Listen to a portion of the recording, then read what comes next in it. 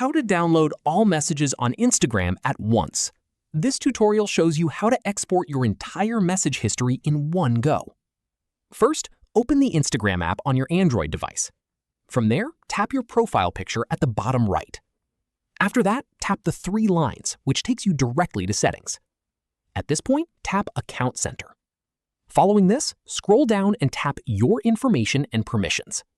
From here, tap Export Your Information. At this stage, log back into your account if prompted. Following this, tap Create Export. From here, select your Instagram account. At this stage, tap Export to Device. Following this, set the format to HTML. From here, tap Customize Information. At this stage, tap Clear All first. Following this, only select Messages, making sure nothing else is checked so the export stays smaller and faster. From here, tap Date Range and select All Time so it covers your entire message history. At this stage, tap Save. Following this, tap Start Export. Once submitted, Instagram will begin compiling every message you've ever sent or received across your account.